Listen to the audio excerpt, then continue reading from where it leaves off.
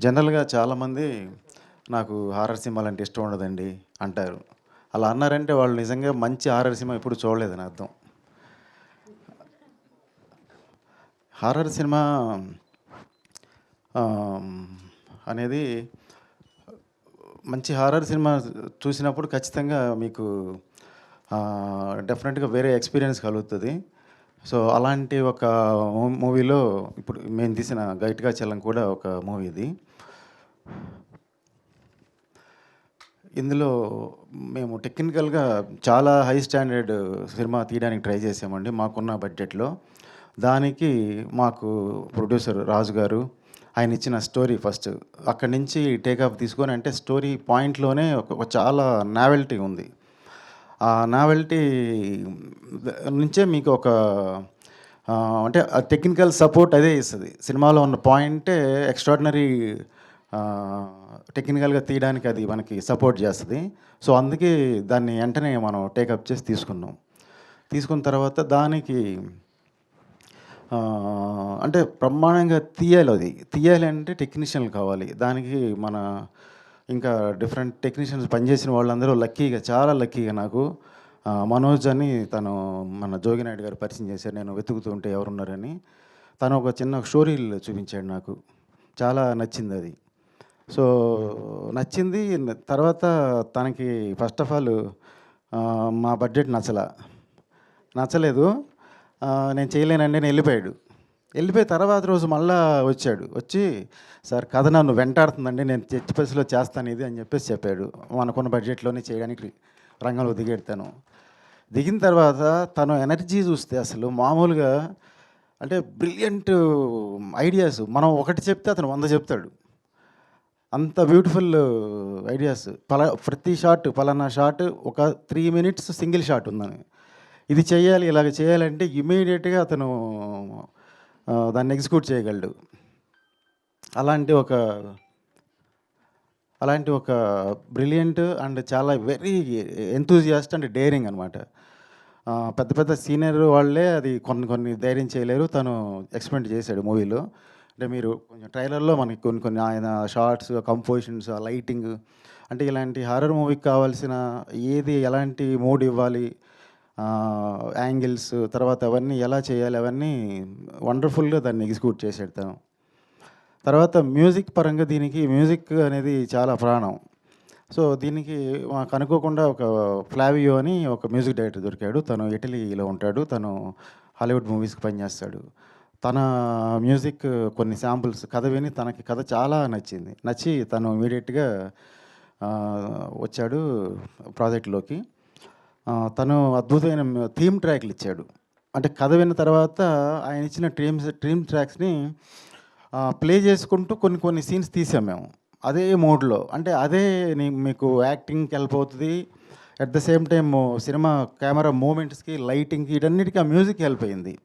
అందుకే మీకు అంత మూడ్ మనకి ట్రైలర్‌లో చూసినప్పుడు మనకంత అనిపిస్తదనమాట. సో, ఆ తర్వాత తను ఆఫ్టర్ ఫిల్మ్ కంప్లీషన్ గూడా దానికి ఇంటర్నేషనల్ లెవెల్ స్కోర్ ఇచ్చాడాయన. తను చాలా సాటిస్ఫైడ్. అంతే నీకంటే చాలా అమేజింగ్ ఇంగ్లీష్ మూవీస్‌కి వర్క్ చేశాడాయన. తనకి నేను చేసే ఇంటర్నేషనల్ మూవీస్ స్టాండర్డ్‌లో ఈ సినిమా ఉంది. మీరు నిజంగా పంపిస్తే ఇంటర్నేషనల్ అవార్డులు ఇంకా అప్రిషియేషన్ చాలా వస్తది అని చెప్పాడు. సో, నాకు వాటన్నిటికంటే కూడా ఇక్కడ మన తెలుగు ఆడియన్స్‌కి ఆ సినిమాని రీచ్ చేస్తున్న, డిస్ట్రిబ్యూట్ చేసి తీసుకెళ్తున్న మారుతి గారు, ఎస్‌కేఎన్ గారు వీళ్ళే గొప్ప నాకు. ఆ ఇంటర్నేషనల్ ఎక్కలేమి కంటే కూడా మన ఆడియన్స్ చూడాలి ఫస్టు అనేది నా కోరిక. సో, అందుకే అయన్నీ ఫెస్టివల్స్ అయన్నీ పట్టించుకోకుండా సినిమాని ఇక్కడ తీసుకొస్తుంది. సో, దానికి తర్వాత సౌండ్ డిజైన్ అరవింద్ మీనన్ అని చాలా మలయాళీ ఆయన. ఆయన చాలా అద్భుతమైన సౌండ్ డిజైనింగ్ చేశాడు. మనకి అర్థమవుతుంది సినిమా చూస్తే, ట్రైలర్ చూస్తే. సో, ఫైనల్‌గా ఈ సినిమాని మారుతి గారు దగ్గరికి తీసుకెళ్ళడానికి నాకు హెల్ప్ చేసిన స్వామి గారున్నారు. రైటర్ స్వామి, డార్లింగ్ స్వామి గారు. ఆయనకి నా థ్యాంక్స్ చెప్తున్నాను మరొక్కసారి. ఆ సినిమా ట్రైలర్ చూసి నచ్చి నన్ను మారుతి గారి దగ్గరికి తీసుకెళ్లారు. ఆ తర్వాత మారుతి గారు అంటే వాళ్ళకేం నచ్చుతుందిలే ఈ సినిమా అనే ఉద్దేశంలో నేనున్నాను. అదొక సీరియస్ ఇంటెన్స్ హారర్ మూవీ ఇది. ఎలా నచ్చుదేమో అని నాకు డౌట్ ఉంది. సరే అని చెప్పి సినిమా చూశారు. ఆయనకి చాలా నచ్చింది ఆయనకి. తర్వాత ఎస్కేఎన్ గారు కూడా చూశారు. ఆయన కూడా నచ్చిందని చెప్పారు నాకు. అంటే ఆయన ముందు ఆయనకి నచ్చేసిందని నేను చెప్తే కరెక్ట్ కాదు కదా, ఆయనే చెప్పాలి అది.